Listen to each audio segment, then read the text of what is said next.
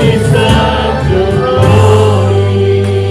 Berikan tepuk tangan damai yang haleluya. Haleluya.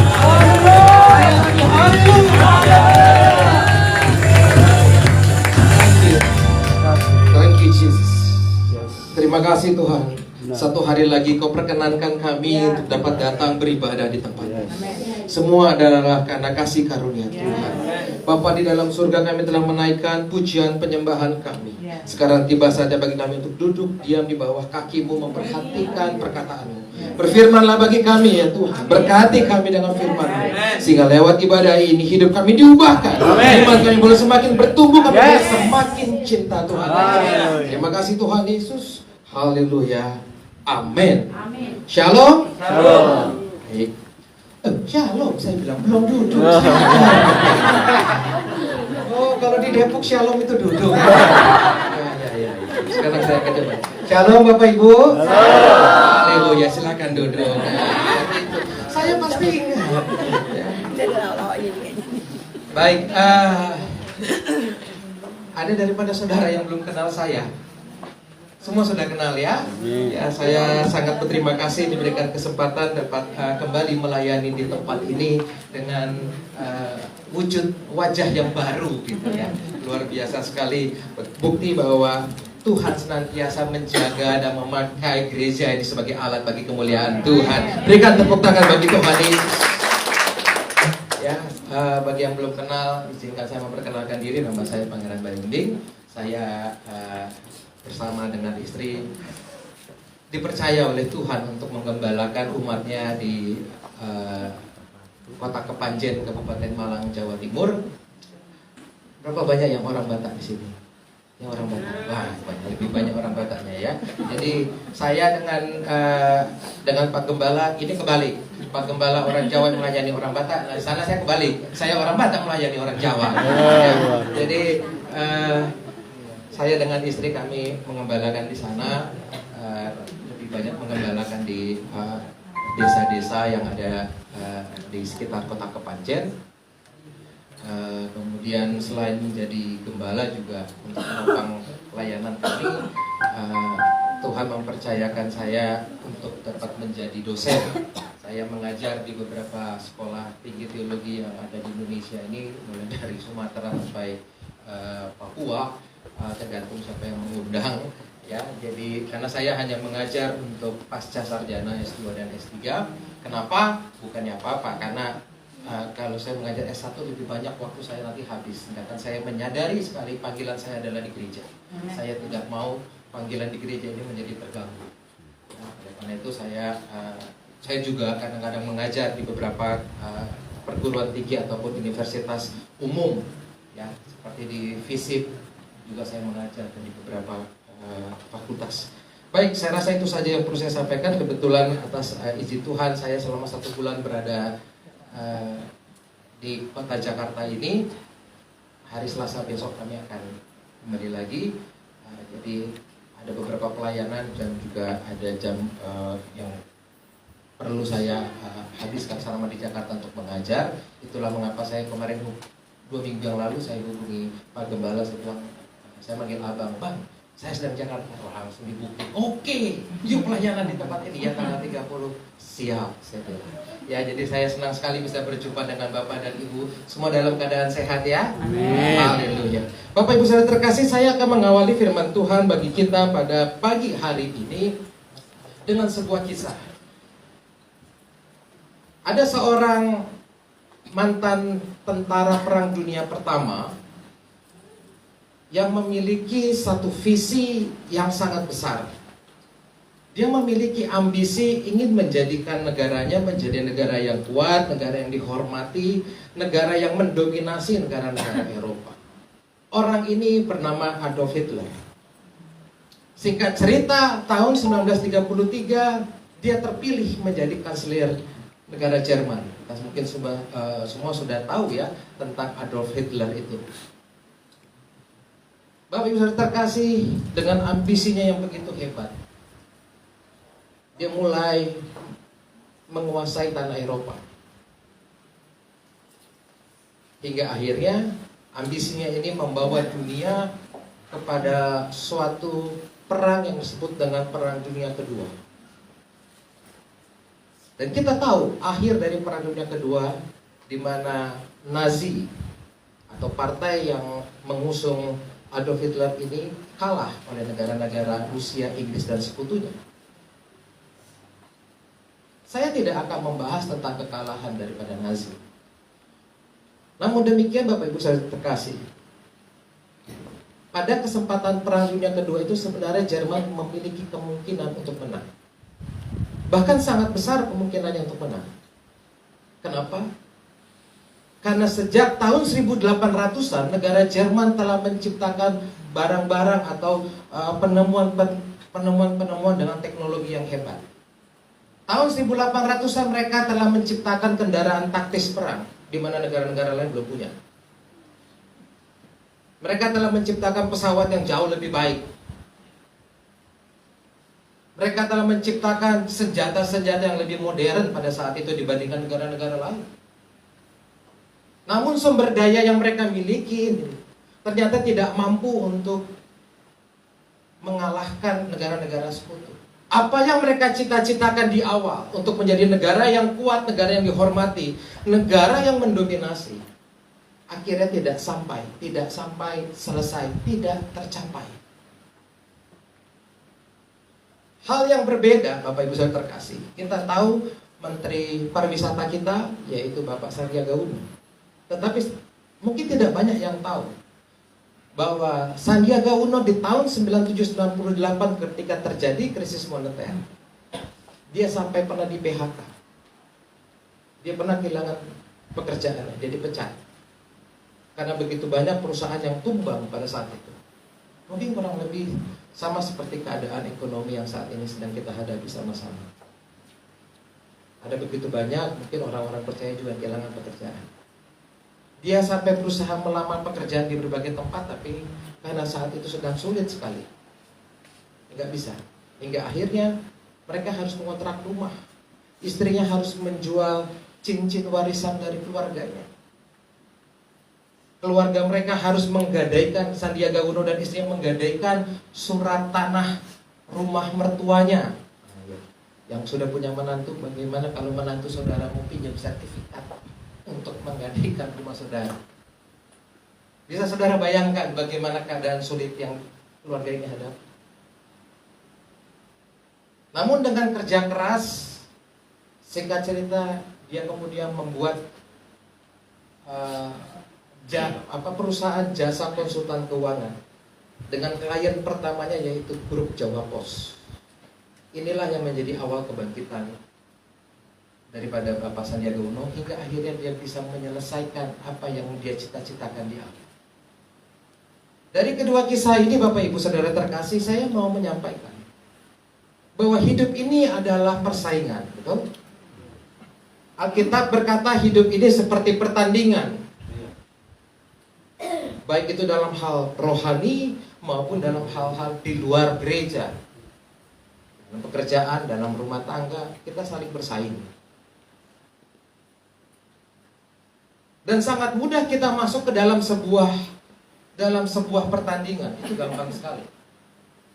Tetapi sangat sulit untuk bisa menyelesaikan pertandingan. Sangat sulit untuk bisa menyelesaikan apa yang kita cita-citakan di awal. Itu nggak mudah. Sangat tidak mudah. Oleh karena itu kita akan belajar dari kebenaran firman Tuhan tentang gagal finish. Gagal menyelesaikan apa yang telah dicita-citakan di awal. Alkitab kita sangat jujur. Inilah kelebihan dari kitab suci. Saya mengajar teologi agama-agama, atau sebelum tahun 2019 mata kuliahnya disebut mata kuliah perbandingan agama-agama. Ya, jadi kadang-kadang ada mahasiswa saya itu yang dari agama-agama lain. Dan kami hadir untuk membandingkan tentang kitab suci kita masing-masing.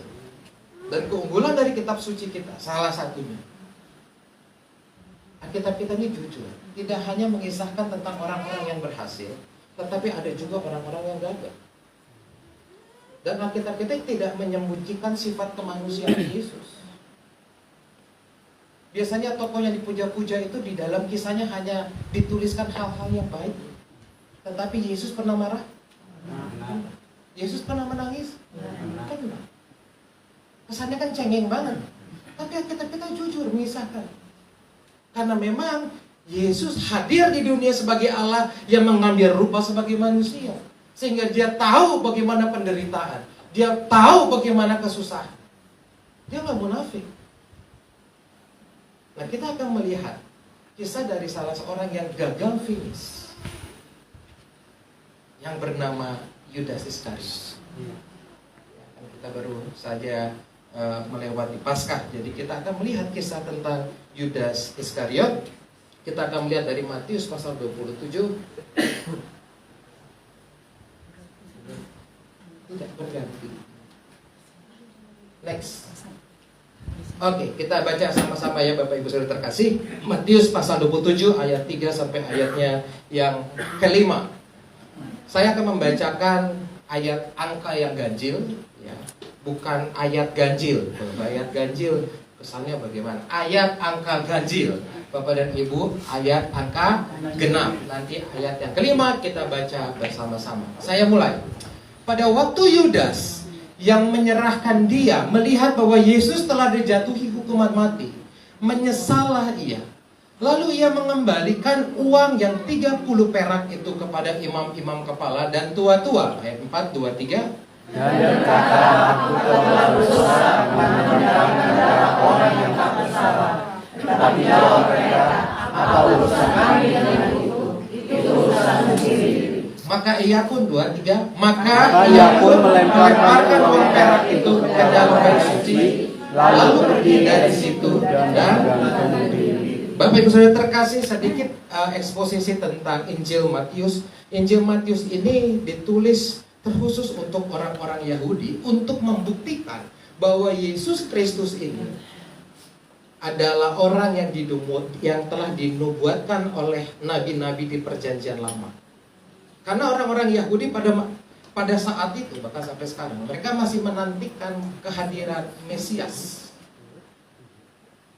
Matius menulis untuk membuktikan, ini loh, Yesus ini loh, Mesias yang selama ini dinubuatkan oleh nabi-nabi Perjanjian Lama. Oleh karena itu, Matius pasal 1 dimulai dengan silsilah Yesus dari sisi Yusuf, berbeda dengan Lukas. Lukas silsilah Yesus dari sisi Maria. Untuk menunjukkan Yesus ini loh Mesias. Termasuk kisah yang kita baca ini tentang pengkhianatan. Ini pengkhianatan, Yudas itu pengkhianat. Amin. Yudas ini pengkhianat. Karena waktu Paskah kemarin saya ada mendengarkan ada khotbah mengatakan Yudas itu penyelamat. Saya bilang sudah gila. Dia mengatakan Yudas Iskariot itu ibarat sebuah film di mana Yesus sebagai aktor utama, Yudas ini figuran, pemeran pembantu. Tanpa Yudas manusia tidak akan dapat menerima keselamatan. Saya selesai ibadah saya bilang gila. Yudas itu pengkhianat. Titik. Dan kisah tentang pengkhianatan ini ditulis oleh Matius untuk membuktikan juga. Untuk membuktikan tentang kemesiasan Kristus. Karena jauh sebelumnya di dalam Mazmur 41 ayat yang ke-10 telah dinubuatkan tentang pengkhianatan Yesus ini yang dilakukan oleh teman dekatnya. Mazmur 41 ayat yang ke-10. Sudah dinubuatkan. Itulah mengapa Matius perlu mencatat tentang pengkhianatannya ini. Bapak Ibu Saudara terkasih, kita akan melihat sama-sama tentang Yudas ini. Kenapa sih dia bisa gagal finish? Dia bukan orang yang tidak menerima panggilan. Dia adalah orang yang bersama-sama dengan Tuhan Yesus 3,5 tahun. Nah, kita akan melihat Kita akan melihat dari Markus pasal yang ketiga ayat 13 sampai 15, kemudian loncat ke ayat yang ke-19. Ya, saya akan bacakan untuk Bapak Ibu Saudara terkasih. Namun demikian saya berharap Bapak dan Ibu juga bisa membacanya. Karena apa? Karena firman Tuhanlah yang akan mengajar kita, mendidik kita, menunjukkan kesalahan kepada kita dan memerdekakan kita. Amin. Bukan khotbah pendeta. Ya, saya selalu juga mendorong kepada semua jemaat, jangan puas hanya dengar khotbah di YouTube. Baca Alkitab. Karena iman bertumbuh bukan dari dengar khotbah pendeta, tetapi iman bertumbuh dari pendengaran akan firman Tuhan itu Alkitab. Amin. Jadi kita akan lihat Markus pasal yang ketiga ayat 13 sampai 15, kemudian lompat ke ayat yang ke-19. Ayat 13. Kemudian naiklah Yesus ke atas bukit. Ia memanggil orang-orang yang dikehendakinya, dan mereka pun datang kepadanya. Ia menetapkan 12 orang untuk menyertai dia dan untuk diutusnya memberitakan Injil. Dan diberinya kuasa untuk mengusir setan. Ayat 16 sampai ayat 18 itu adalah nama murid-muridnya. Dan paling terakhir di ayat 19 disebutkan ada murid yang bernama Yudas Iskariot yang mengkhianati dia. Sebelum Yesus memanggil murid-murid, kalau saudara lihat dalam Lukas pasal 6 ayat yang ke-12, di situ dikatakan Yesus bergumul dulu. Dia tanya dulu pada Bapa. Setiap pelayan-pelayan Tuhan di tempat ini, saudara dipanggil, dipilih, bukan oleh gembala sesungguhnya, tetapi oleh Tuhan Yesus. Saya percaya Bapak Gembala di tempat ini telah bergumul berdoa, memilih siapa yang menjadi pelayan. Dan jangan pernah saudara berpikir pelayanan saudara tidak penting, sekalipun mungkin saudara hanya sebagai penerima tamu. Oh, saya hanya penerima tamu saja kok. Itu penting. Bayangkan kalau saudara masuk ke sebuah gereja, penerima tamunya mukanya tuh cemberut gitu.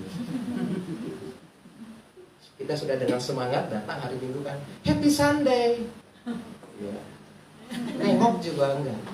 Kira-kira saudara minggu depan mau datang nggak? Males ya. Penerima tamunya aja udah nggak bikin semangat gitu kan.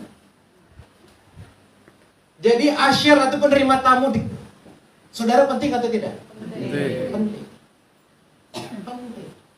Kolektan penting. Oh itu juga paling penting itu juga. Semua penting.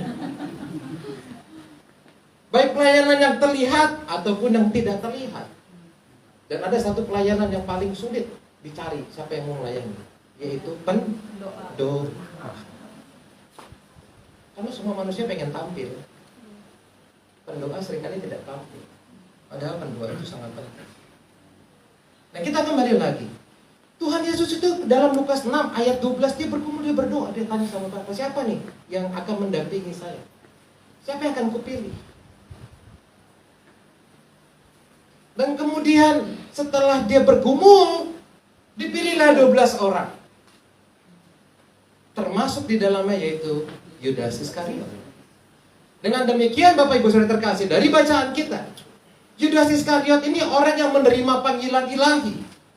Di ayat yang ke-13 dengan jelas dikatakan, Yesus memanggil orang-orang yang dikehendakinya. Dia punya panggilan yang jelas dari Tuhan. Tujuan hidupnya jelas? Jelas. Yaitu di ayat 14. Yesus menetapkan 12 orang, termasuk Yudas Iskariot, untuk menyertai dia. Dan untuk memberitakan Injil. Tujuan hidup jelas. Panggilan jelas. Tujuan hidup jelas. Kemudian dia juga diperlengkapi. Tuhan kita ini bukan Tuhan yang iseng-iseng. Our God is not God iseng-iseng. Amin. He is not iseng-iseng God. Sama-sama dengan saya katakan, He is not iseng-iseng God. He is not iseng-iseng God. Dia bukan iseng-iseng God. Kalau dia pilih orang, dia akan perlengkapi. Jadi semua pelayan-pelayan Tuhan tempat ini, saya percaya saudara telah melayani sesuai dengan talenta yang Tuhan perlengkapi. Dikatakan ia menetapkan 12 orang menjadi untuk diutusnya, ayat 15, dan diberinya kuasa untuk mengusir setan. Di bagian lain bahkan lebih jelas. Diberi kuasa untuk mengusir setan, menyembuhkan orang sakit, bahkan membangkitkan orang yang mati atas izin Tuhan. Diberikan kuasa. Dan yang terakhir, di ayat 16 sampai ayat 18 itu adalah nama murid-murid 11 orang lainnya. Artinya Yudas Iskariot di dalam perjalanan hidupnya dia dikelilingi oleh rekan-rekan kerja yang memiliki visi, misi yang sama, semangat yang sama. Kurang apa lagi? Seharusnya dia bisa berhasil. Berhasil untuk apa? Berhasil menyertai Tuhan Yesus sampai akhir. Berhasil memberitakan Injil seperti ke-11 rasul lainnya. Kenapa dia bisa gagal? Bahkan yang lebih menyedihkannya, kenapa dia bisa mengakhiri hidupnya dengan begitu tragis? Menggantung diri. Nah, kita akan melihat klik. Yang pertama, Bapak Ibu Saudara terkasih, yang menyebabkan kegagalan daripada Yudas Iskariot, yaitu dia memiliki motivasi yang salah. Maksudnya apa? Yudas Iskariot adalah satu-satunya murid Tuhan Yesus atau satu-satunya rasul yang bukan berasal dari Galilea. Dia berasal dari sebuah kota yang disebut Keriot. Oleh karena itu namanya Iskariot, untuk menunjukkan bahwa dia adalah orang Keriot. Keriot itu berada di sebelah selatan tanah Yudea. Jadi dari 12 orang hanya Yudas Iskariot saja yang berasal dari Israel Selatan. Yang lainnya dari utara, dari daerah Galilea. Artinya apa? Artinya Yudas Iskariot ini bertumbuh di dalam satu lingkungan Yahudi yang sangat fanatik. Orang-orang Yahudi pada saat itu mereka sedang menantikan kedatangan seorang Mesias yang dijanjikan oleh Allah. Namun demikian, pemahaman mereka tentang Mesias adalah pemahaman secara politis. Mereka berpikir bahwa Allah akan mengutus seorang Mesias yang akan menjadi pembebas mereka untuk membebaskan bangsa Israel dari penindasan Emporium Romawi, dari penindasan kerajaan Romawi. Itu yang ada di pikirannya Yudas. Sehingga ketika dia dipanggil oleh Tuhan Yesus, dia berpikir, this is the time.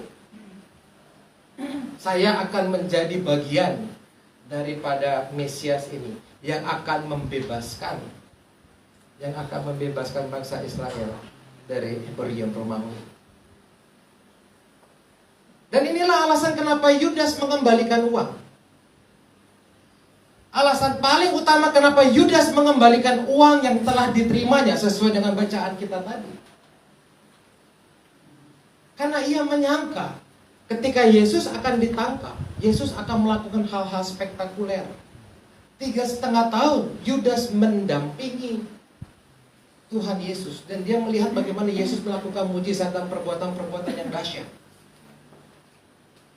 Oleh karena itu dia mau mencoba mengintervensi rancangan Allah. Dia berpikir, kalau saya menyerahkan guru saya ini, ingat, Yudas Iskariot tidak pernah memanggil Yesus dengan panggilan Tuhan. Hanya dia, murid Tuhan Yesus, yang selalu memanggil dia dengan sebutan Rabi atau Guru. Dia tidak pernah menganggap Yesus sebagai Tuhan.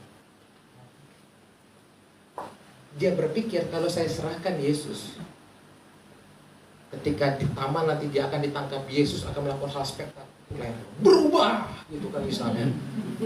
Ada sesuatu yang dahsyat terjadi. Mungkin bumi bergoyang, gitu kan. Atau tiba-tiba jadi satria wajah hitam, sehingga orang-orang pada saat itu takjub. Wah, ini emang manusia dahsyat. Sehingga Yesus kemudian bisa memimpin bangsa Israel untuk melawan Romawi. Dan orang Romawi pun karena mereka saat itu cuma punya tombak, Mereka berhadapan dengan satria baja hitam, katanya. Wah, gak bisa kita ini. Akhirnya mereka pun bertobat, terima Tuhan Yesus, dan semuanya happy ending. Nah, itulah harapannya Yudas Iskariot. Itu alasan utama kenapa dia mengembalikan uang. Memang dia adalah orang yang cinta uang.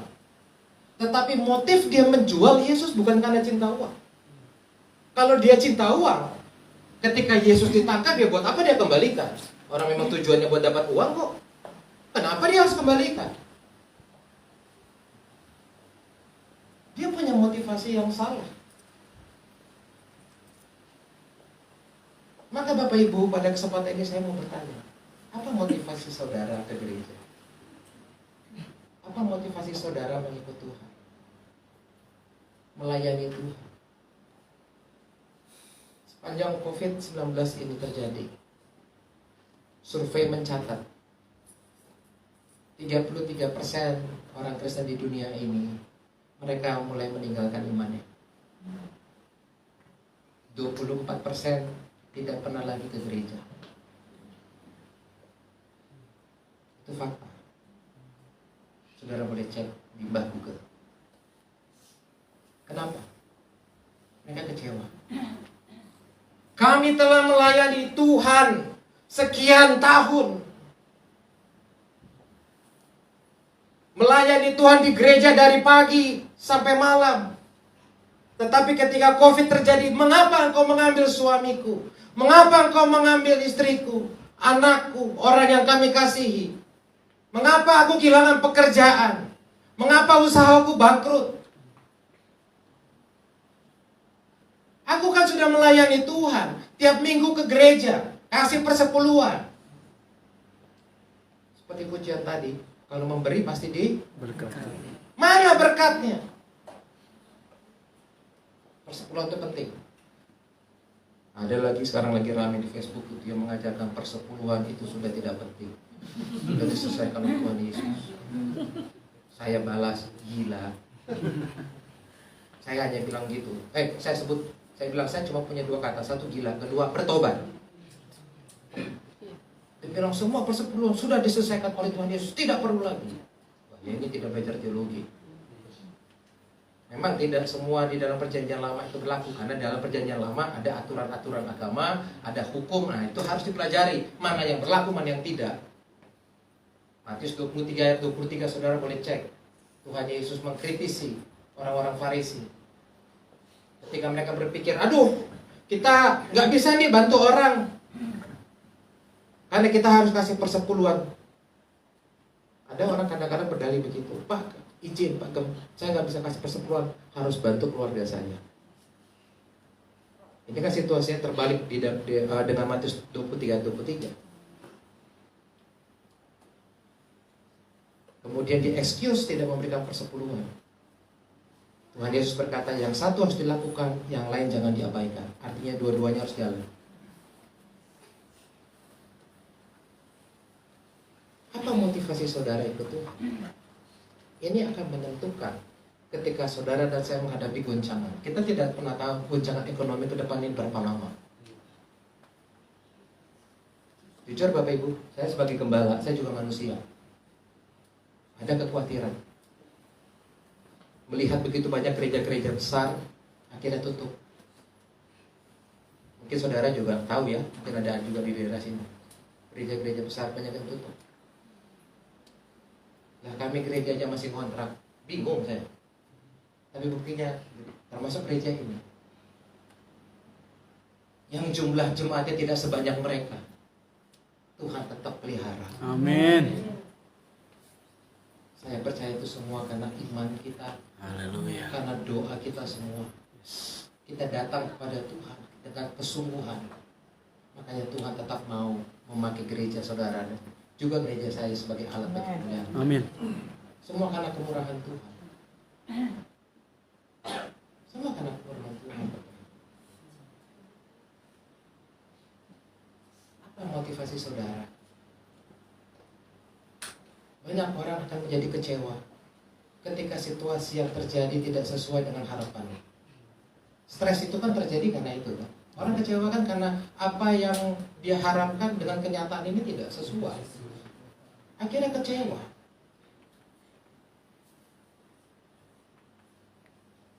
Mari kita cek apa motivasi kita sesungguhnya. Karena itu akan menentukan saudara bisa menyelesaikan pertandingan sampai akhir atau enggak. Demikian juga dengan pekerjaan, dengan usahamu. Apa motivasimu? Ketika saya dan istri memulai pelayanan, jujur, saya nggak mau jadi gembala. Sampai nangis-nangis saya ngomong sama Tuhan, jangan jadi gembala. Tuhan, saya nggak mau. Saya jadi wakil gembala aja deh, udah puas. Nggak pusing saya. Tapi Tuhan minta saya jadi gembala. Sebenarnya dari tahun 2013. Cuma saya merasa belum siap. Akhirnya saya menyerah. Saya akhirnya jadi gembala. Yang kami layani jemaatnya, jujur ya Bapak Ibu, kadang-kadang mereka kasih persepuluhan untuk bawanya pisang. Betul. Karena mereka orang desa. Saya mesti bayar kontrakan pakai pisang atau pakai duit? Mesti kasih PK orang pakai apa? Mau kasih pisang? Mau pakai duit? Persembahan di tempat kami namanya uang koin umum. Lazim. Cuman ada koin masukin. Jadi kalau persembahan di jalan kreteng. Betul. Saya dengan istri sering nangis. Apalagi perempuan kan kalau masalah duit, harimau. Macan. Nah, ya ketawa-ketawa bertobat itu. Ya. Galak. Jadi kami hanya berdoa, Tuhan gimana Tuhan? Akhirnya saya menjadi dosen. Itu ceritanya kenapa saya menjadi dosen. Saya menjadi dosen tetap untuk home base saya di Manado. Karena direktur pasar sarjana waktu itu sempat di Malang, tapi kemudian direktur pasar sarjananya satu meeting dengan saya, minta saya untuk menjadi dosen di sebuah sekolah tinggi teologi yang ada di Manado itu. Kebanyakan yang punya itu orang gereja GPDI. Sebelumnya saya yang punya adalah gereja GSJA.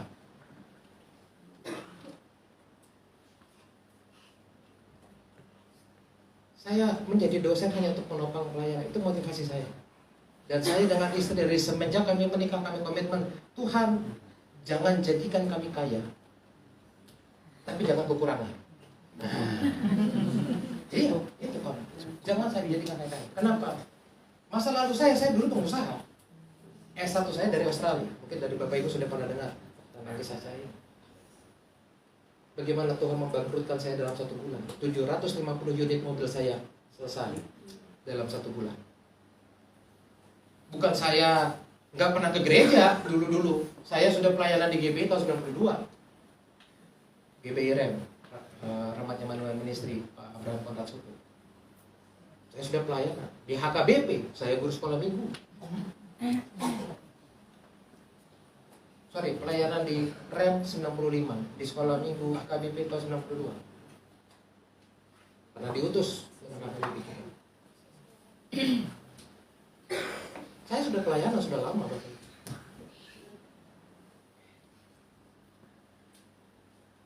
Namun Tuhan goncangkan keadaan saya. Karena memang semenjak saya SMP saya sudah pengen jadi pendeta, cuma tapi saya tidak izinkan. Itu persoalan.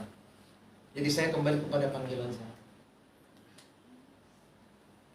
Saya sedang berusaha. Jadi ketika gereja kami digoncang, saya hanya berdoa sama Tuhan. Tuhan, Kau tahu hati kami. Komitmen kami jangan jadikan kaya tapi jangan kurang. Ini sekarang kita kurang nih Tuhan. Bagaimana untuk menopang pelayanan? Jemaat itu kalau nggak saya antar jemput, nggak bisa datang ke gereja, nggak ada kendaraan umum. Yang saya layani jemaat di Gunung Kawi. Mungkin saudara tahu ya Gunung Kawi pasti sudah pernah dengar tempat aneh-aneh. Ya memang. Pelayanan saya selalu dekat dengan okultisme. Kami berdoa burung gagak mutar-mutar sudah berapa kali. Itu pelayanannya yang Tuhan berikan. Lalu tiba-tiba Tuhan bukakan. Ada yang mengajar sini. Bahkan berapa bulan yang lalu, perguruan tinggi umum menghubungi saya, minta saya untuk mengajar.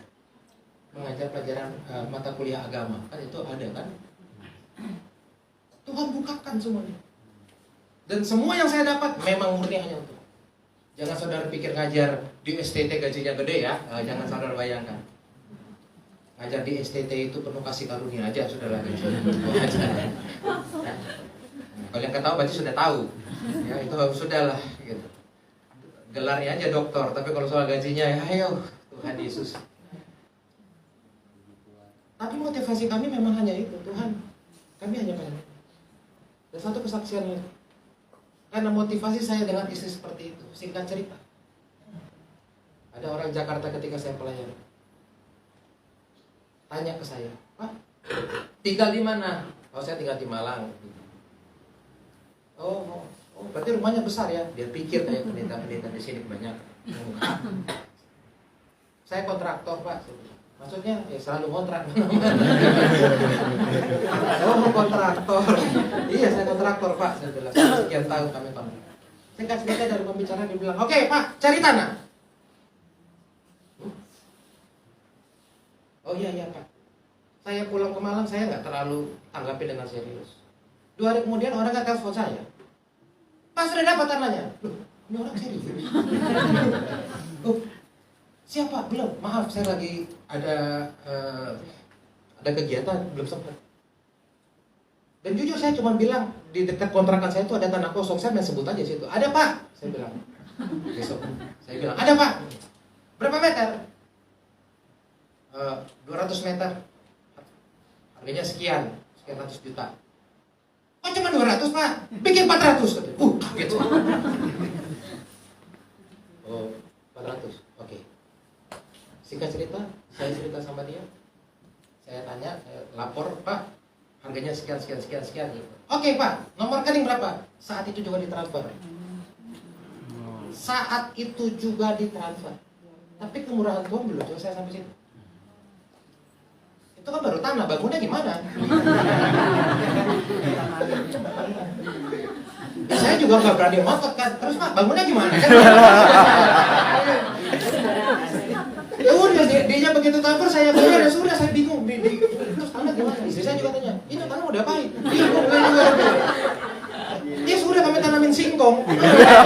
Ini masih ada diapain, saya bilang. Mau bangun pakai apa? Saya bilang. Gimana nih? Nunggu 2 tahun. Saya pelayanan lagi ke Jakarta. Makanya saya suka pelayanan ke Jakarta. Saya ke Jakarta. Ada lagi ketemu orang. Ya ini Pak, saya cerita. Tuhan berikan kami tanah. Cuma nggak bisa dibangun. Ini kejadiannya setelah terjadi COVID. Ya. Ini sudah COVID. 2020. Kejadian. Yang saya beri tanah 2018. 2020 saya pelayanan, saya cerita ada tanah tapi kami nggak bisa bangun. Terus dia tanya ke saya, Bapak mau bangun apa? Dan saya katakan, jujur pada saat itu bukan gereja yang saya bilang, sama sekali enggak. Saya cuma bilang begini, Pak, jemaat kami kondisinya begini. Jemaat kami perlu sesuatu yang menopang kelangsungan gereja ini, pekerjaan Tuhan yang kami lakukan. Kalau memang diizinkan Pak, saya pengen bangun kos-kosan. Loh, kenapa bukan bangun gereja Pak? Karena tanah yang dibeli waktu itu saya gara-gara asal ngomong. Itu saya belinya di Kota Malang, pelayanan saya di Kota Kepanjen. Gitu. Makanya, aduh jangan asal ngomong nih Bapak Ibu. Saya kapok gitu asal ngomong. Jadi saya bilang, ya kan nggak mungkin saya pindahin masa tiap kali mereka ibadah ke Malang, jaraknya sekitar 45 menit. Ibaratnya Jakarta Bekasi atau Jakarta Depok gitu ya. Jadi Pak, kalau boleh, saya pengen bangun kos-kosan. Sehingga dari kos-kosan ini bisa menopang pelayanan. Itu saja motivasi saya. Oke Pak, butuh berapa? Pembicara 5 menit. Dia transfer saya 700 juta. Semua karena kemurahan Tuhan. Amin. Sehingga gereja kami tetap eksis. 6 bulan selesai pembangunan. Sekarang isi. Dan jujur, semuanya motivasi kami di awal. Jangan jadikan kami kayak, Uang yang dipakai untuk menopang antar jemput jemaat. Pemain musik nggak punya jas, kami belikan jas. Itu yang kami pakai. Mereka nggak punya, sekali lagi mereka nggak punya. Dan Tuhan tahu. Tuhan kita tuh dahsyat. Dia tahu. Dia tahu hati kami hanya mau pelayanan Tuhan. Saya ditawarkan di berbagai banyak gereja, mau pelayanan di sini, mau jadi wakil gembala, bahkan sampai ke Sydney. Karena saya kenal dengan gembalanya, ketemu di sini dengan Om Gilbert. Saya bilangnya Om ya, Om Gilbert Kumaino, kami kumpul. Dia bilang, "You bantuin saya." Karena dia tahu saya 12 tahun di Melbourne. "You bantuin saya di gereja Philadelphia Sydney. Saya mau buka cabang, saya butuh gembala." Saya berdoa, Tuhan nggak jawab. Sekitar 3 minggu lalu waktu saya baru datang, ketemu dengan teman saya yang dari Melbourne. Dan dia tawarkan, "Mau nggak kamu jadi gembala di Melbourne?" Karena pendetanya sudah tua, sudah mau pensiun. Saya tanya istri saya, biasa dong ibu-ibu, ambil. Iya. Oh, saya bilang percuma nanya nih, kita doa dulu, saya bilang gitu. Istri kan langsung gitu, dan langsung kayak, di luar negeri, kata gitu. Doa dulu, saya bilang.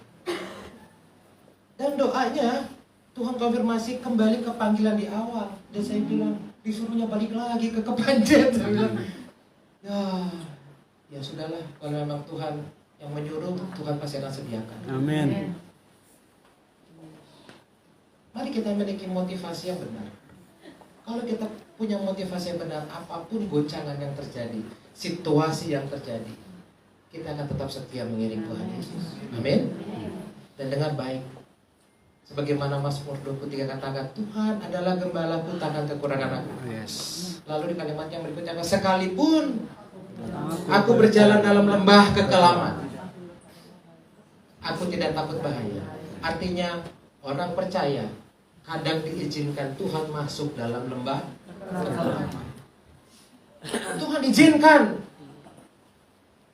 bukan karena he is iseng-iseng kan. Ini senang aja supaya pengen nangis-nangis, pengen ngeliat kita susah-susah. No, terlalu gampang bagi dia untuk menjawab masalahnya.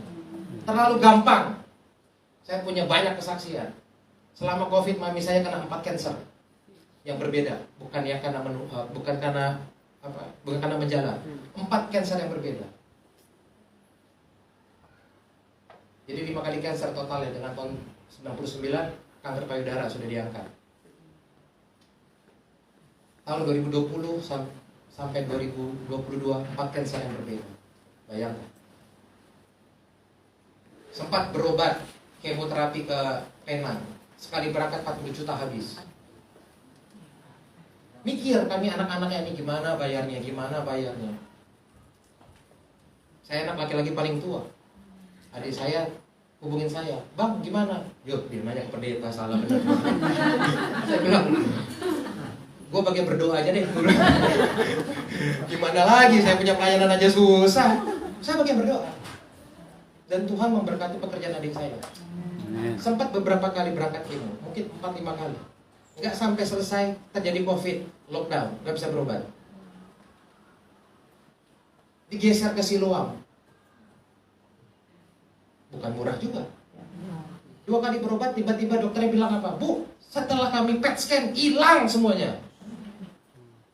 Senang. 3 bulan kemudian muncul di bagian yang lain lagi. 4 kali Bapak Ibu. 4 kali kanker yang berbeda-beda. Tuhan goncang keluarga kami. Namun hasilnya apa? Hasil dari goncangan itu, setiap seminggu sekali keluarga kami selalu bersekutu. Sekalipun saya di Malang, kita lewat Zoom, kita selalu punya waktu untuk berdoa bersama. Ada yang baik yang Tuhan kerjakan.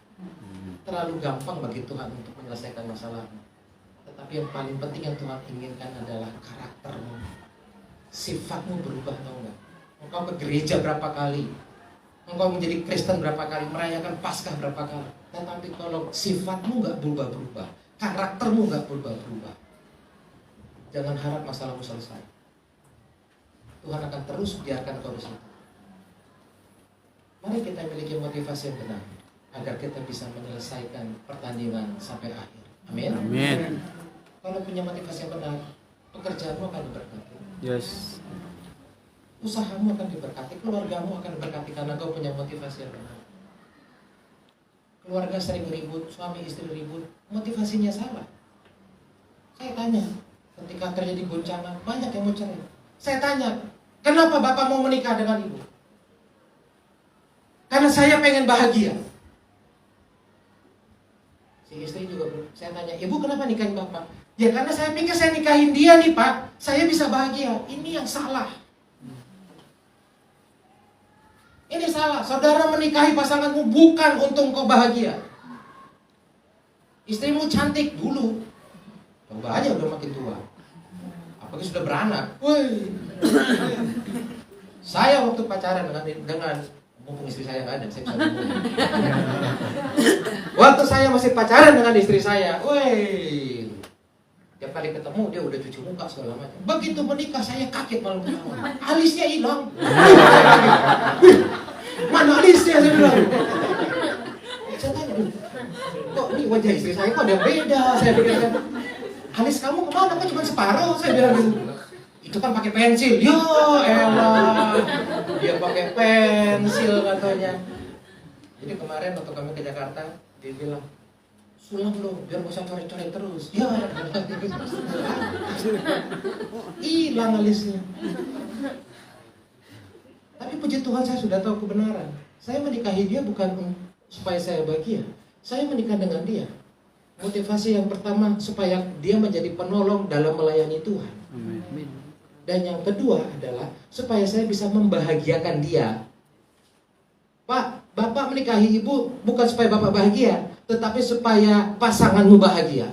Itu motivasi yang benar. Maka apapun keadaan fisiknya, apapun sifatnya, apapun karakternya, engkau akan tetap bahagia. Amin. Engkau akan bisa terima. Karena sumber kebahagiaanmu bukan pada dia. Kalau sumber kebahagiaan saya pada istri saya, hancur. 3 tahun menikah, bubar. Sumber kebahagiaan saya adalah Tuhan. Yes. Maka saya tahu Tuhan menetapkan dia menjadi istri saya. Ya saya bahagia aja. Karena Tuhan yang kasih. Ya sudah saya bahagia. Apakah saya sempurna? Oh, istri saya paling tahu saya bukan orang sempurna. Gembala saudara sempurna? Tidak sempurna. Di gereja tidak ada yang manusia yang sempurna. Amin? Yang ada adalah manusia-manusia yang mau disempurnakan. Gak ada yang sempurna. Banyak orang kecewa sama gembala, berpikir gembalanya sempurna. Salah. Saudara melayani bukan melayani gembala, bukan melayani gereja, tetapi melayani Tuhan. Bukan gereja butuh jemaat, jemaat yang butuh gereja. Ini motivasi yang benar. Mari kita miliki motivasi yang benar dalam berumah tangga, hubungan suami dengan istri, orang tua dengan anak. Kalau motivasi kita benar, kita bisa menyelesaikan semuanya sampai akhir. Yang kedua, Bapak Ibu Saudara terkasih, kenapa Yudas Iskariot gagal sampai finish? Oh, gak ada gambarnya. Oh, ya, inilah intervensi daripada Yudas Iskariot. Dia berpikir dengan dia menyerahkan Yesus, dia akan mempercepat tujuan Allah mengirimkan atau mengutus Mesias. Sedangkan Yesaya berkata, sebab rancanganku bukanlah rancanganmu, dan jalanmu bukanlah jalanku. Seperti tingginya langit dari bumi, demikianlah tingginya jalanku dan jalanmu dan rancanganku dari rancanganmu. Jangan intervensi rancangan Allah. Ya, jangan intervensi. Mengalir saja. Kalau Tuhan nyuruh kita ke bawah, ngikut saja. Gak usah kau berontak, jangan mencari jalan pintas. Next, alasan yang kedua, kenapa Yudas Iskariot gagal finish adalah dia pribadi yang cinta uang. Sifat cinta uang daripada Yudas Iskariot ini bukan pertama kali. Ketika Maria akan mengurapi Yesus dengan minyak narwastu, di situ sudah tampak sebenarnya. Alkitab telah mengatakan dia adalah orang yang cinta uang. Yohanes 12 ayat 4-6. Cinta uang ini mewakili sifat mengasihi dunia. Apa itu mengasihi dunia? Orang yang mengasihi dunia gak akan mau menderita. Ada yang pengen menderita? Angkat tangan. Siapa yang suka penderitaan? Yang suka penderitaan maju kita saya doain. Kita pasti gak mau menderita, ya kan? Karena kita terbiasa dengan konsep dunia. Orang menderita orang yang kalah. Orang menderita orang yang miskin. Orang yang menderita itu pecundang. Iya kan? Itu konsep dunia. Tetapi konsep Allah berbeda tentang penderitaan. Penderitaan itu adalah salib yang harus kita pikul. Bapak Ibu saudara terkasih, saya berikan ilustrasi mudah begini. Di Kota Batu di Malang itu terkenal dengan buah apel. Ya. Kepanjen dan Malang itu berada di dataran rendah, apalagi Kepanjen dekat dengan pantai. Kalau saya bawa pohon apel dari Kota Batu, saya bawa ke Kepanjen atau saya bawa ke Jakarta yang iklimnya panas, bisa bertumbuh nggak? Bisa, sampai bilang bisa tuh, tapi tidak bisa berbuah karena tidak cocok iklimnya. Setuju? Maka seharusnya saudara dan saya adalah makhluk-makhluk sorga yang ada di dunia. Buktinya adalah seharusnya engkau tidak cocok dengan dunia. Engkau tidak akan mengasihi dunia. Kalau engkau cinta sama dunia, itu menunjukkan engkau bukan makhluk sorga. Apa contohnya cinta dunia? Salah satunya cinta uang, gengsi, harga diri. Tuhan Yesus Allah saja sampai diludahin, dia gak ngelawan. Terlalu banyak kisah dalam hidup saya, namanya difitnah lah, itu sudah. Saya cuma diem aja, cuma bisa berdoa. Panas sih, waktu dengar kuping panas. Sampai istri saya colek-colek, kamu kok diem sih? Sampai di mobil makin dimarahin lagi dari istri saya, kamu tuh mesti jauh. Udah saya diem aja cuma berdoa. Seiring berjalannya waktu, Tuhan bilang,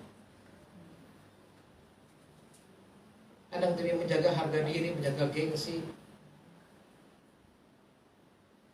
kita lakukan segala macam hal. Cinta uangnya adalah bukti mengasihi dunia. Aktivitas rohani yang padat tidak menjamin seseorang tidak akan cinta uang. Yudas Iskariot ini 3,5 tahun loh.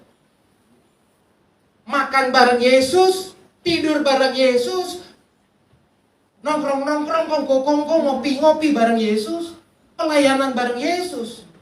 3,5 tahun. Selama 24 hours by 7. Bareng Yesus terus. Demikian juga dengan Demas. Demas ini orang yang selalu mendampingi pelayanannya Paulus.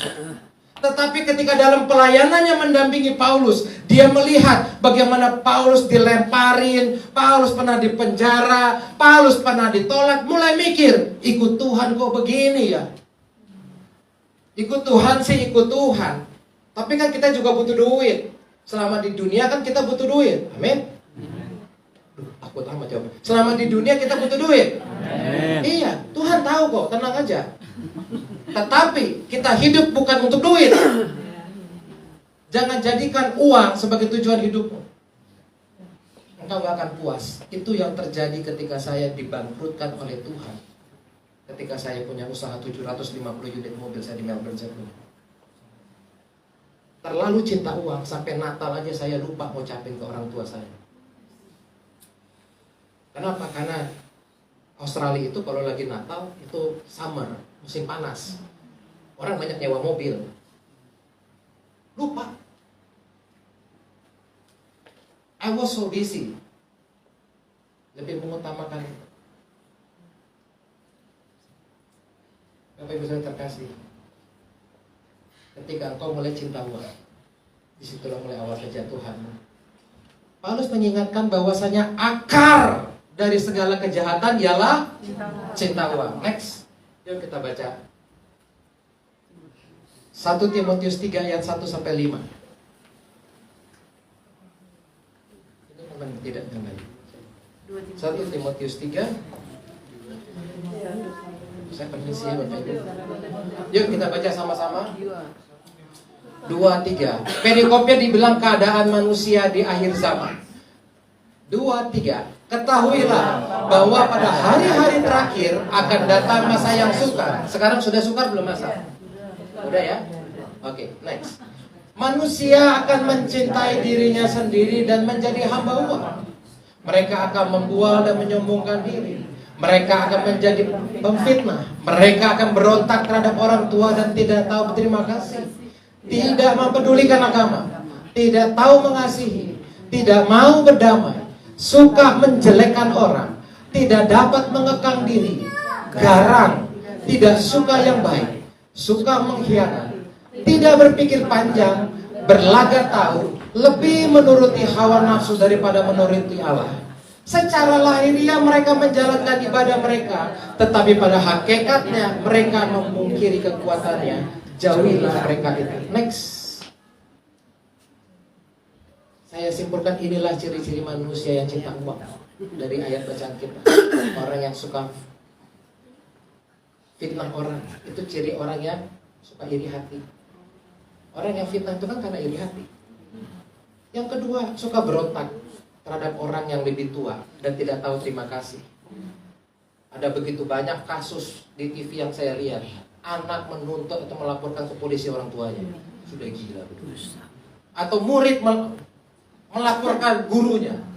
Zamannya kita, aduh habis ini jambang saya digigit sama guru saya. Nggak pernah tuh saya ngadu ke papi saya, ke mami saya. Mana makin dimarahin, iya kan? Sekarang kan enggak. Nggak tahu terima kasih saya. 4. Tidak takut Tuhan, apalagi dosa.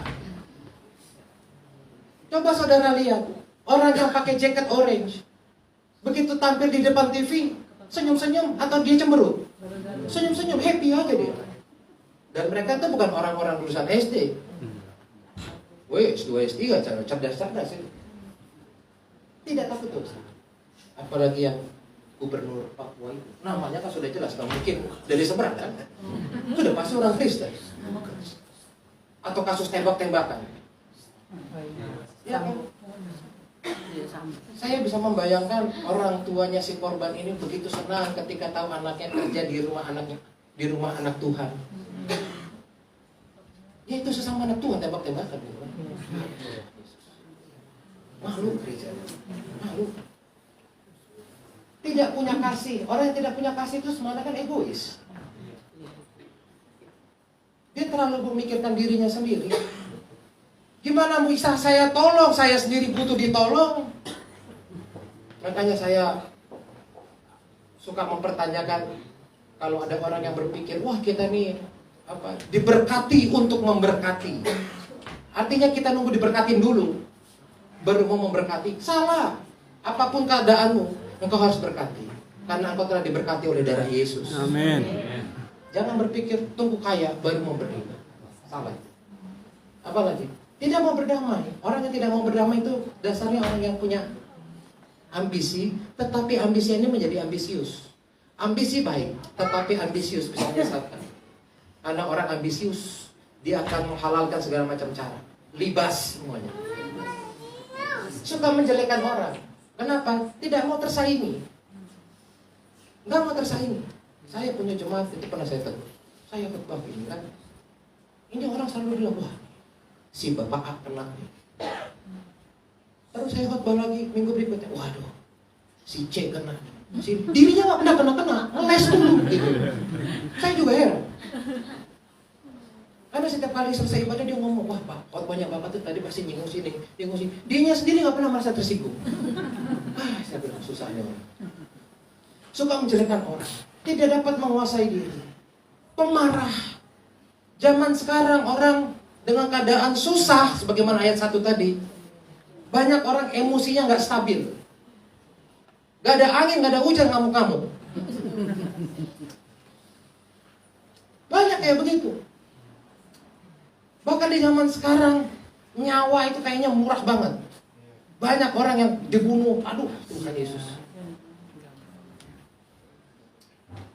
Apalagi sih? Tidak suka kebaikan.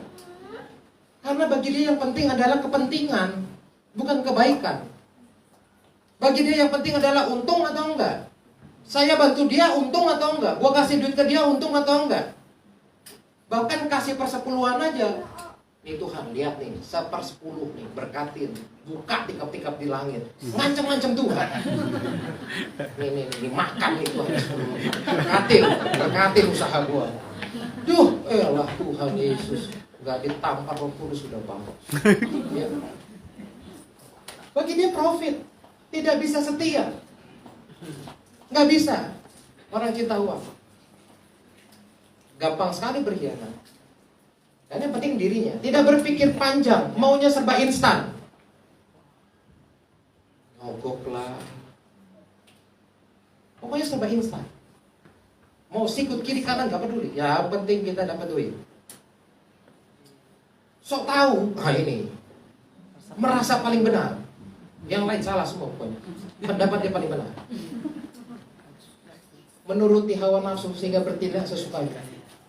Dan orang itu ke gereja, berdoa, melakukan aktivitas rohani, tetapi semuanya itu sekedar formalitas dan rutinitas belaka. Maksudnya apa? Saya berikan contoh Bapak Ibu. Kalau punya mobil parkir di mana? Umumnya aja, jangan di jalan bilang. Di garasi ya. Punya mobil parkir di garasi. Tetapi apakah yang di dalam garasi itu hanya mobil? Oh, panci pun kadang-kadang ada di situ, ya kan? Panci yang belum kepake, piring buat nanti kalau ada arisan itu taruh di garasi. Artinya begini, orang Kristen pasti ke gereja, tapi yang di gereja belum tentu orang Kristen. Bisa macam-macam motivasinya. Saya ketemu ada orang ke gereja, kenapa? Karena mau deketin ada orang kaya di gereja itu. Dibilang prospek, mau dia tawarin asuransi. Tuhan Yesus. Ada loh orang kayak gitu. Orang gereja memang, orang Kristen memang setiap hari Minggu ke gereja, iya. Itu formalitas saja, rutinitas. Tetapi yang di dalam gereja belum tentu orang Kristen. Dan Tuhan berkata, menuju akhir zaman ini, gandum dan lalang dibiarkan sama-sama bertumbuh sampai pada hari penghakiman nanti. Baru ketahuan, baru dipisahkan. Yang satu dibakar, yang satu diambil. Mari kita periksa diri kita. Apakah kita orang yang cinta uang atau tidak? Dan yang ketiga, yang terakhir Bapak Ibu. Jadi kita sudah belajar dua penyebab kenapa Yudas Iskariot gagal finish. Sekalipun dia punya panggilan yang jelas, tujuan hidup yang jelas, punya sumber daya yang jelas, teman-temannya jelas. Yang pertama tadi karena dia punya motivasi yang salah. Kedua dia cinta uang. Dan yang ketiga nggak tobat. Dia tidak bertobat. Tidak ada manusia yang sempurna. Di dalam Alkitab nggak ada yang sempurna. Musa sempurna? Enggak. Dia gagal kok masuk ke dalam tanah Kanaan. Siapa lagi? Ada Petrus, Thomas. Petrus sampai menyangkal 3 kali. Saya percaya mungkin belum ada daripada kita yang menyangkal ya. Puji Tuhan. Ada yang masih belum percaya kalau Tuhan Yesus sudah bangkit. Thomas. Kalau dijejer di murid-murid Tuhan Yesus, saya kadang-kadang bertanya, nih Yesus nih guru, sebagai guru gagal kali ya. Muridnya kacau-kacau semuanya. 3,5 dia mendidik orang, 12 orang ini. Ada yang gak percaya lah, ada yang menyangkal lah, ada yang berkhianat lah ya. Kacau-kacau sekali. Memang gak ada yang sempurna. Hanya darah Yesus yang menyempurnakan. Daud gak sempurna. Abraham yang disebut bapak orang beriman, dia juga gak sempurna. Dia sebut istrinya sebagai saudaranya. Bu, ibu pergi ke mall jalan sama bapak. Bapak dideketin sama cewek cantik. Oh, siapa nih sebelah? Adik saya. Kira-kira gimana perasaannya, Bu? Oh, saya isi Pak, nggak usah ngomong Pak, tangan yang bicara. Itu Abraham loh. Bukan cuma sekali, 2 kali. Masuk ke Mesir. Adik saya. Gak punya perasaan banget Pak. Abraham tuh gak punya perasaan banget. Lebih bagus istrinya Ayub. Sekalipun orang mengatakan, wah istrinya Ayub ngajak Ayub untuk menghujat Tuhan. Bukan. Karena dia sayang sama suaminya. Dia gak tega suaminya sampai menderita kayak begitu. Makanya dia ngomong begitu. Bukan dia karena mau menyangkali Tuhan. Bukan sebenarnya. Karena dia terlalu sayang sama suaminya. menempatkan suaminya lebih daripada Tuhan, itu masalahnya dia. Istri mana yang tega melihat suami menderita? Saya tanya. Istri kurang ajar aja ini. Iya kan? Hanya istri kurang ajar. Istri itu penolong, dia pasti akan bantu. Pasti. Makanya dia mengungkapkan gitu, udah tinggalin aja deh Tuhan itu, karena dia terlalu sayang. Lebih bagus istrinya Ayub daripada si Abraham ini. Sarah dibilang dia.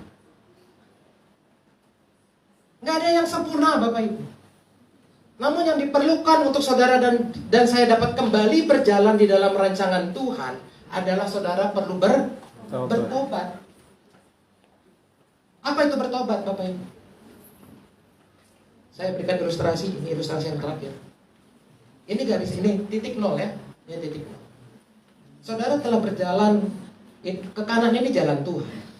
Tapi saudara berjalan bukan di jalannya Tuhan. Contohnya begini. Seringkali manusia tuh begini. Mau melakukan sesuatu bukan tanya Tuhan dulu. Bukan tanya Tuhan, Tuhan saya boleh nggak bekerja di perusahaan ini misalnya. Tuhan belum jawab, aduh Tuhan ini mepet ini. Akhirnya dia apa? Dia lakukan yang bertentangan dengan kehendak Tuhan. Bertentangan dengan kehendak Tuhan. Baru ketika dia mengambil tindakan yang bertentangan dengan kehendak Tuhan, baru dia berdoa, Tuhan berkatin ya. Kira-kira Tuhan berkati? Enggak. Dia tetap berjalan. Lalu dia sadar dan dia bertobat. Oke Tuhan, aku telah salah jalan. Ini sudah bertobat belum? Belum. Bertobat itu metanoia, balik arah. Lakukan kembali ke nol. Baru dia berjalan dalam rancangan Tuhan. Orang yang merokok itu melawan kehendak Tuhan. Sadar dan dia mau bertobat, stop merokok. Sudah bertobat? Belum. Ini cuti. Dosa. Stop sementara. Supaya dia bisa melakukan kehendak Tuhan, dia buang itu rokok. Dia buang semua. Jangan disimpan, korek juga jangan. Nah ini baru sesuai dengan kehendak Tuhan. Itu namanya bertobat. Kalau saudara dan saya bertobat, 1 Yohanes 1 ayat 9 berkata, jika kita mengaku dosa kita, maka ia adalah setia dan adil, sehingga ia akan mengampuni segala dosa kita dan menyucikan kita dari segala kejahatan. Ngaku dosa. Dan ngaku dosa jangan dirapel. Seringkali kita ngerapel, Tuhan ampunilah dosa-dosaku. Yesus tanya, dosa yang mana? Jangan dirapel, sebutkan. Iya Tuhan, tadi saya ngelirik si ini. Ya ngakuin aja sama Tuhan. Kan tadi di awal saya sudah bilang, Yesus tahu bagaimana hidup sebagai manusia kok. Yesus tahu. Mahasiswa saya bertanya, Pak, secara biologis Yesus pernah nggak naksir sama wanita? Dia bertanya seperti itu. Walaupun saya tahu arah tanyanya kemana. Saya bilang ya. Yesus itu punya nafsu, yes. Dia manusia kok. Kalau dia nggak punya nafsu, dia nggak punya cinta, bukan manusia dong. Udah mati. Tetapi dia memilih untuk tidak berdosa. Itu perbedaannya. Yesus bisa berdosa, bisa. Tetapi dia memilih untuk tidak berdosa. Bapak Ibu Saudara terkasih, ketika kita mengaku dosa kita akuin. Sekecil apapun kita akui. Ini menjadi pintu masuk dari anugerah Tuhan. Ini menjadi pintu masuk. Kalau kita mengaku dosa, kalau Yudas Iskariot mengaku dosa seperti Petrus, saya percaya dia bisa menyelesaikan pertandingan ini. Jadi sebagai penutup, saya undang pemain musik untuk maju ke depan. Bapak Ibu Saudara terkasih, sekali lagi, hidup ini adalah persaingan. Alkitab berkata kita hidup ini seperti berada di dalam pertandingan. Pertandingan apa? Pertandingan yang telah ditentukan oleh Tuhan. Ingat baik. bukan pertandinganmu sendiri. Pertandingan yang telah disiapkan oleh Tuhan. Oleh karena itu Bapak Ibu, supaya engkau bisa menyelesaikan pertandingan iman, supaya engkau tidak menyangkal iman, supaya engkau tetap setia apapun keadaan yang kau hadapi, mari kita miliki motivasi yang benar. Yang kedua, jangan cinta uang, jangan mengasihi dunia.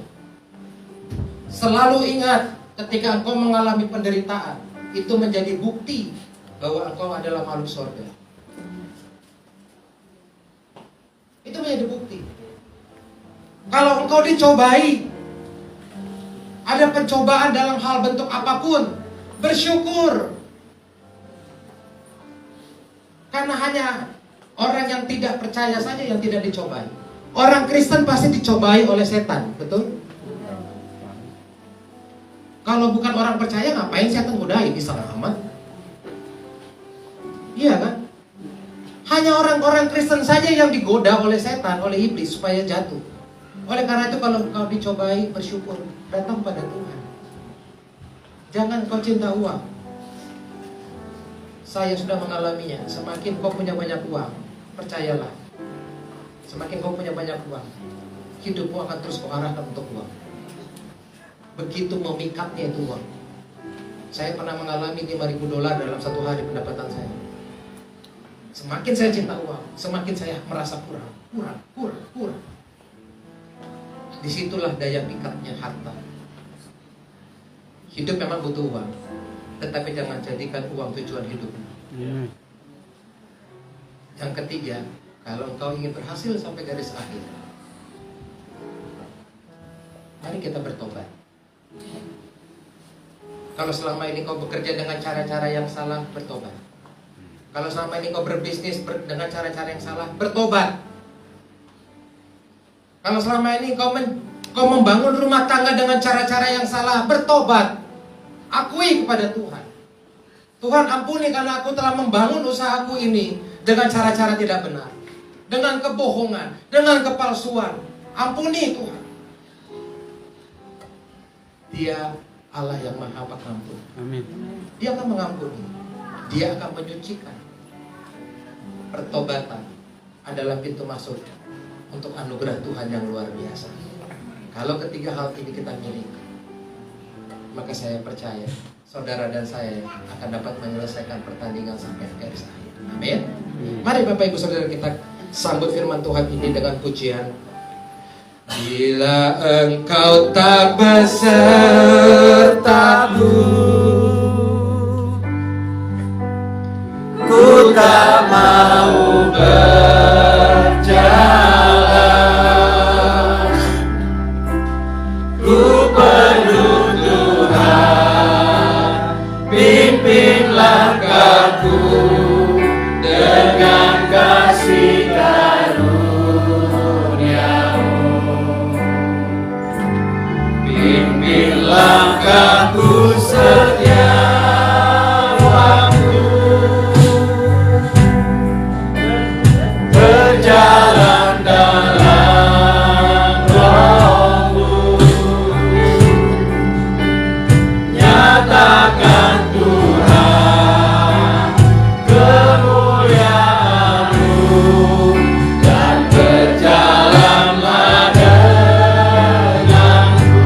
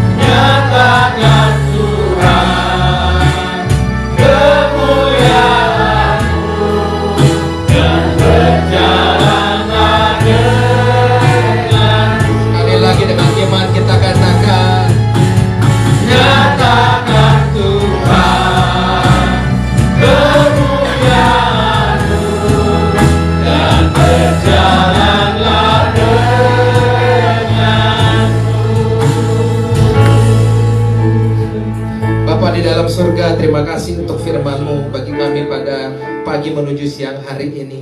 Kami mau belajar dari Yudas Iskariot yang gagal finish, gagal menyelesaikan apa yang telah Tuhan tetapkan bagi dirinya. Engkau telah memanggil kami, Engkau telah memilih kami. Maka kami mau berjuang untuk menyelesaikan pertandingan kami sampai akhir. Sebagaimana pujian kami, bila Engkau tak besertaku, kami tidak mau berjalan, Tuhan. Biarlah kami selalu berjalan seturut dengan kehendak Tuhan. Arahkan jalan kami, Tuhan. Biarlah kami memiliki motivasi yang benar dalam mengiringi Yesus.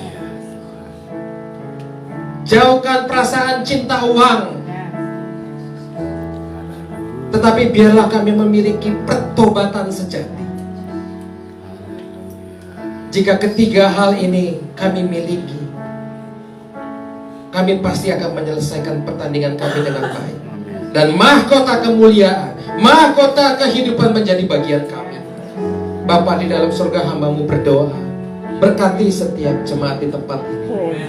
Berkati usaha mereka, pekerjaan mereka, pelayanan mereka, studi mereka, apapun yang mereka kerjakan, Tuhan tolong. Demikian juga dengan Bapak dan Ibu Gembala tempat ini. Biarlah kasih kemurahan Tuhan tetap ada di dalam kehidupan mereka, sehingga mereka dapat mengembalakan dengan setia umat-Mu di tempat ini. Pakai gereja-Mu ini terus lebih dan lebih lagi untuk menjangkau jiwa-jiwa, untuk memulihkan setiap pribadi, untuk memulihkan setiap keluarga. Karena gereja ini ada untuk menjadi alat bagi kemuliaan. Berkati juga setiap pelayan-pelayan-Mu di tempat ini. Biarlah mereka boleh melayani dengan ketulusan, motivasi yang benar, sehingga pelayanan mereka boleh berkenan di hadapan Tuhan. Terima kasih untuk ibadah pada siang hari ini. Terima kasih untuk firman-Mu. Segala puji, hormat, dan kemuliaan hanya bagi-Mu Tuhan Yesusku. Haleluya. Mari kita semua diberkati bersama dengan saya katakan amin. Terima kasih, Tuhan semua berkati. Terima kasih banyak Bapak Pendeta Pangeran. Ya, terus Tuhan memberkati pelayanan gereja dan kemanapun pergi, Tuhan selalu sertai. Amin. Dan jangan bahkan berdoa syafaat.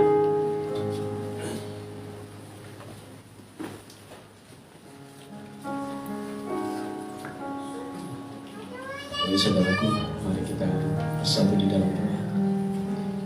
Bapa di surga, Bapa yang baik, terima kasih Tuhan Yesus, Engkau begitu baik, sangat baik bagi kami Tuhan. Anugerah-Mu melimpah bagi kami semua. Jemaat-Mu GBS 56 di tempat ini. Tuhan Yesus, kami bersyukur pada siang hari ini Tuhan. Kami boleh Tuhan untuk memuji dan memuliakan Tuhan. Bahkan pada siang hari ini Tuhan, kami boleh belajar Tuhan akan kebenaran firman-Mu Tuhan. Biarlah firman-Mu Tuhan tetap tinggal dalam hidup kami. Bahkan kami boleh menghidupi firman-Mu, hidup seturut dengan firman-Mu ya Bapak. Terima kasih Tuhan, terima kasih ya Bapak. Pada siang hari ini Tuhan, kami menyerahkan doa-doa kami Tuhan ke dalam tangan-Mu ya Bapak. Kami berdoa untuk Bapak Pangeran, Pendeta Pangeran pada siang hari ini yang telah mensyariatkan firman Tuhan. Biarlah firman ini Tuhan boleh mengajari setiap kami Tuhan, kehidupan kami ya Bapak. Bahkan firman ini boleh menjadi rema bagi kehidupan setiap kami ya Tuhan. Oh Tuhan Yesus, Engkau berkati Bapak Pendeta Pangeran Tuhan, berserta seluruh keluarganya Tuhan. Anugerah-Mu melimpah atas setiap pelayanan, pekerjaan, dan apapun yang dikerjakan ya Tuhan boleh menjadi berhasil Tuhan.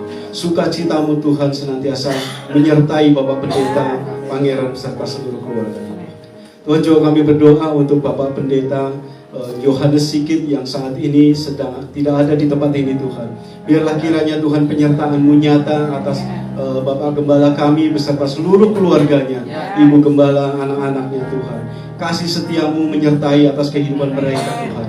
Oh Tuhan Yesus, Engkau berkati setiap pelayanan, pekerjaan, dan apapun yang dilakukan, kegiatan-kegiatan yang dikerjakannya Tuhan boleh menjadi berhasil. Engkau berkati semuanya Tuhan. Kelimpahan kesukacitaan, kesehatan senantiasa menyertai kehidupan Bapak Gembala kami. Terima kasih Tuhan, juga kami berdoa untuk seluruh keluarga besarnya Tuhan yang ada di tempat ini, juga yang ada di Lampung Tuhan. Biarlah kiranya Engkau menyertai, Engkau memberkati, Engkau melindungi, Engkau menjagai Tuhan. Bapak, keluarga besar Bapak Pendeta kami, Pendeta Barnabas Yohanes Tuhan, juga di tempat ini beserta Pendeta Om Buyung semuanya Tuhan. Engkau berkati kesehatannya, Engkau lindungi kehidupannya ya Pak. Terima kasih Tuhan, juga kami menyerahkan doa kami untuk setiap ibadah sepekan ini Tuhan, GBS 56. Dari mulai ibadah komsel, ibadah profesi, ibadah teens, juga ibadah kami yang lainnya Tuhan, biarlah kiranya Engkau turut hadir dalam setiap ibadah kami. Agar ibadah kami ini bukanlah menjadi ibadah rutinitas biasa Tuhan, namun oleh karena Engkau Tuhan, oleh karena Engkau mengasihi kami ingin senantiasa Tuhan mengeluhkan nama-Mu Tuhan, memuji memuliakan nama-Mu Tuhan, untuk kami boleh terus Tuhan berunity di dalam nama-Mu Yesus. Engkau berkati ibadah-ibadah sepekan kami ini Tuhan. Engkau berkati anak-anak kami sekolah minggu Tuhan. Biarlah kiranya Tuhan Kau jadikan anak-anak kami masa depan yang gilang gemilang Tuhan. Menjadikan anak-anak kami sebagai kepala bukan ekor Tuhan. Oh Tuhan Yesus, terima kasih Tuhan untuk berkat-Mu kepada setiap anak-anak kami di sekolah minggu ya Bapak. Engkau berkati juga guru-guru sekolah minggu Tuhan. Biarlah Kau berikan hikmat, marifat, pengajaran yang lebih lagi dengan bahasa dan perilaku yang sesederhana mungkin Tuhan, agar anak-anak kami boleh diajarkan mengenal kasih-Mu Yesus. Terima kasih Kau berkati seluruh guru sekolah minggu Tuhan. Kau berikan semuanya Tuhan anugerah-Mu yang melimpah untuk guru-guru sekolah minggu ini. Tuhan Yesus, kami juga berdoa untuk seluruh pelayan dari mulai WL, singer, pemain musik, asar, bahkan penerima kolektan Tuhan. Biarlah kiranya Tuhan Yesus Kau memberkati seluruh pelayan-pelayan kami. Kau berikan hikmat yang lebih lagi Tuhan. Engkau berikan ke hatinya Tuhan, agar mereka juga boleh tulus benar-benar melayani, benar-benar mengasihi Engkau ya Bapa. Oh terima kasih Tuhan, Kau berkati seluruh pelayan-pelayan kami ini Tuhan, yang telah berjerih lelah untuk melayani Engkau Tuhan, memuliakan Tuhan, untuk menyukakan hati-Mu ya Bapa. Setiap pekerjaan, setiap kegiatan apapun yang dilakukan anak-anak muda kami yang telah melayani ini Tuhan, bahkan dalam studinya Engkau berkati ya Bapa. Anugerah-Mu melimpah atas mereka semua Tuhan. Tuhan Yesus, kami juga berdoa untuk seluruh jemaat-Mu di tempat ini Tuhan. Oh Tuhan Yesus, pada saat ini Tuhan, jemaat-jemaat-Mu GBS 56 ini Tuhan, semuanya Tuhan Engkau berkati dalam setiap pekerjaannya, kegiatannya, rumah tangganya Tuhan. Oh berikan keharmonisan dari setiap rumah tangga kami Tuhan. Biarlah kami boleh menjadi keluarga-keluarga yang saling mengasihi Tuhan, satu sama lain Tuhan. Antara suami kepada istri, juga kami kepada anak-anak kami. Biarlah keharmonisan senantiasa, kesatuan hati senantiasa Engkau lawat dari setiap kehidupan rumah tangga kami ya Bapak. Terima kasih Tuhan, terima kasih Yesus. Biarlah apa yang kami kerjakan dalam setiap rumah tangga kami boleh menjadi berhasil ya Bapak. Keharmonisan senantiasa menaungi keluarga kami. Terima kasih Tuhan juga bagi jemaat-jemaat Tuhan Yesus yang saat ini dalam kelemahan tubuh, sakit penyakit Tuhan, dalam pergumulan Tuhan. Biarlah Engkau Tuhan yang menyembuhkan, Engkau yang memulihkan Tuhan Yesus. Terima kasih Tuhan Yesus, Kau begitu luar biasa merawat kami, memelihara kami ya Bapa. Pada saat ini hamba-Mu juga ingin berdoa Tuhan untuk rencana kebaktian padang kami pada Wilada TK tanggal 18 Mei 2023 Tuhan. Oh Tuhan Yesus, kami menyerahkan semuanya ini ke dalam tangan-Mu Tuhan. Setiap kebutuhan dana Tuhan, setiap Tuhan perlengkapan yang sudah kami siapkan Tuhan. Oh Tuhan Yesus, biarlah Engkau Tuhan yang mencukupkan semuanya itu Tuhan. Oh Tuhan Yesus, untuk tempat yang kami sudah pilih Tuhan, biarlah Engkau mengurapi tempat ini Tuhan. Kau jauhkan dari hal-hal yang tidak baik. Kau jauhkan dari malapetaka, sakit, penyakit, kuman-kuman, virus-virus Tuhan. Bahkan kuasa-kuasa gelap Kau singkirkan semuanya Tuhan. Oh Tuhan Yesus, Engkau berikan lebih lagi semangat kami Tuhan, dari setiap jemaat Tuhan, untuk kami boleh mengikuti Tuhan. Semuanya bukan untuk beria-ria Tuhan, namun oleh karena kasih-Mu, namun oleh karena anugerah-Mu Tuhan, kami boleh memperingati Tuhan hari kenaikan-Mu Tuhan. 18 Mei ini Tuhan, kami boleh beribadah bersama, untuk kami beribadah secara outdoor Tuhan. Terima kasih Tuhan, Kau berkati setiap kami, berkati seluruh panitia, berkati seluruh jemaat-jemaat yang berpartisipasi Tuhan, agar kiranya Tuhan kami boleh diberikan kesatuan hati, agar kami boleh mewujudkan ini semua Tuhan, untuk hormat kemuliaan nama-Mu Tuhan Yesus. Oh Tuhan Yesus, kami juga berdoa untuk seluruh bangsa Indonesia ini Tuhan, sampai kepada Kota Depok ini kami serahkan ke dalam tangan-Mu, dari pimpinan yang tertinggi Tuhan, dari mulai Presiden, Menteri, Wakil Rakyat, Gubernur, juga Wali Kota, sampai ke RT RW kami serahkan semuanya ke dalam tangan-Mu, agar mereka diberikan hikmat, marifat, kebijaksanaan yang lebih lagi untuk memimpin seluruh wilayah Indonesia sampai ke Kota Depok ini menjadi kota yang ramah akan kami boleh beribadah kepadamu ya Bapa, menjadi kota yang harmonis, menjadi kota yang benar-benar saling menghargai satu sama lain Bapak. Agar kami juga boleh melaksanakan kegiatan-kegiatan ibadah kami dengan damai dan sejahtera ya Bapak. Terima kasih Tuhan, terima kasih ya Bapak. Inilah doa kami, doa hamba-Mu yang kurang sempurna ini, biarlah Engkau yang menyempurnakan dari setiap doa kami. Kami mohon ampun atas segala kesalahan kami, hanya di dalam nama Tuhan Yesus kami ucap syukur dan berdoa. Haleluya. Amin. Amin. Kita akan jalankan khotbah persembahan.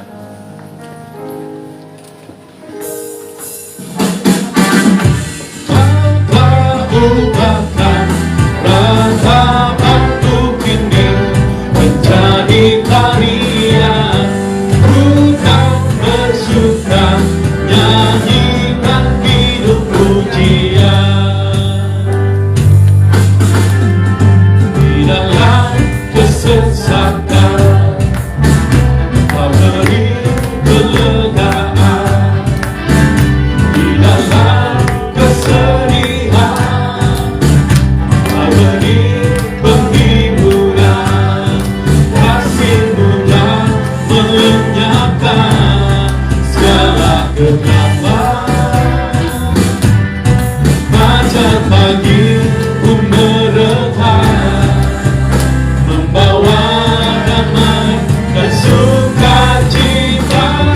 Kau telah ubahkan ratapanku kini menjadi tarian, bukan bersuka nyanyikan hidup pujian, nyanyikan hidup pujian. Terima kasih buat kehadiran Bapak Ibu Saudara pada ibadah kita hari ini. Tidak lupa kita menyapa ada jemaat mungkin yang baru pertama kali hadir di tempat ini. Ya, boleh berdiri, Ibu.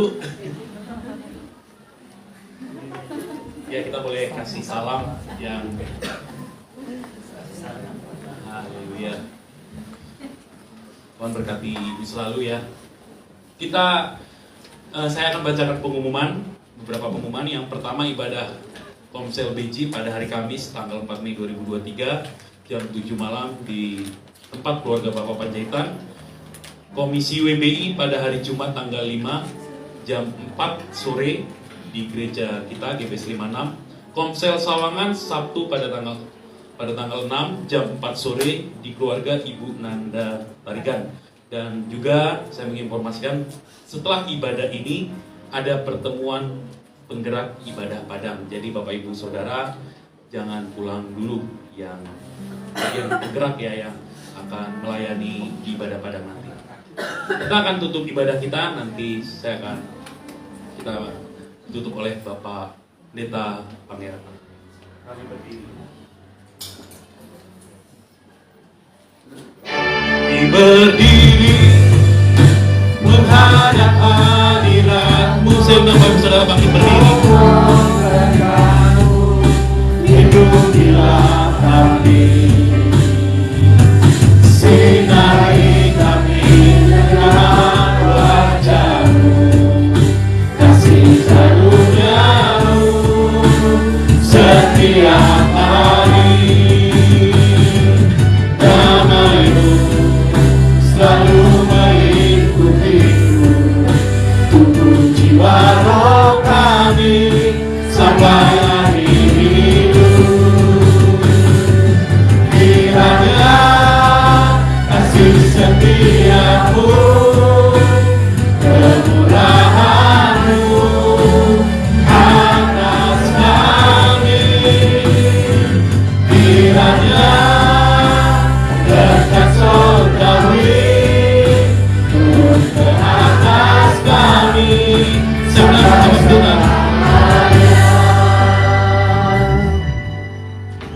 Kekasih-kekasih Tuhan, mempelai-mempelai Kristus, arahkan hati dan pikiranmu dan terimalah yang terbaik daripada Tuhan. Tuhan memberkati dan melindungi engkau. Amin. Tuhan menarik engkau dengan wajahnya dan memberi engkau kasih karunia. Yes. Tuhan menghadapkan wajahnya kepadamu dan memberi engkau damai sejahtera. Diberkatilah kehidupanmu, diberkatilah rumah tanggamu, diberkatilah lumbung padi keluargamu, Yes. diberkatilah kesehatanmu, Amin. diberkatilah pekerjaan, usaha, studimu, diberkati Tuhan apapun yang diperbuat tangan akan Tuhan buat berhasil. Yes. Kiranya kasih karunia Tuhan akan memberikan kekuatan iman dan juga pengharapan sehingga engkau tetap kuat di masa-masa sulit seperti sekarang ini. Terimalah segala berkat yang luar biasa ini di dalam nama Allah Bapa, Allah Anak dan Allah Roh Kudus. Haleluya. Amin. Selamat hari Minggu.